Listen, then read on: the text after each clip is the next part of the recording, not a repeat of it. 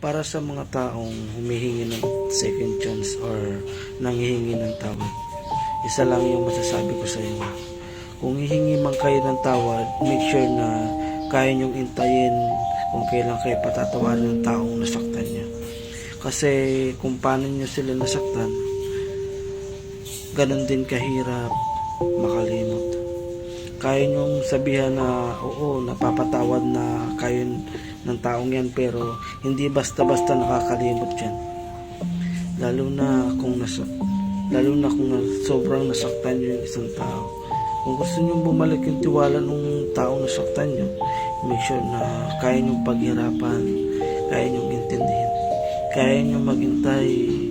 Kasi ang totoong humihingi ng tawad at humihingi ng second chance ay kaya maghintay kung kailan sila patatawarin at kailan babalik yung tiwalang nasira na. Sa pamamagitan ng ganun, doon nyo makikita na sincere yung taong humihingi ng tawad sa inyo. Kasi willing sila magantay, willing silang intindihin kung bakit hindi nyo pa sila kaya patawarin. Kasi hindi basta-basta nababalik yung tiwalang nasira nyo. Sobrang hirap ng ganun. Madaling magpatawad, tandaan nyo yan. Pero napakahirap makalimot. At napakahirap tanggalin yung sakit na iniwan nyo dun sa taong nyo. Kaya sana maintindihan nyo sila. Kung galit pa sila sa inyo, kung hindi pa kayo nila kayang patawarin. Totoo ang second chance, pero make sure na paghihirapan nyo bago nyo makuha yun.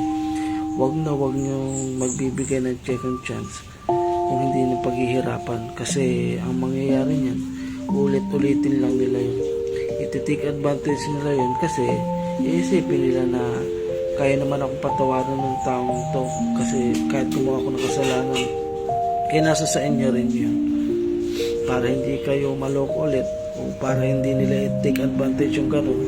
Lalo na kung mahal yung isang tao, kailangan nyo maging matigas, kailangan nyo protektahan yung sarili nyo. Kaya kung minsan, kung tinotolerate nyo yung text na yung ganun sa inyo, aabusuhin na nila.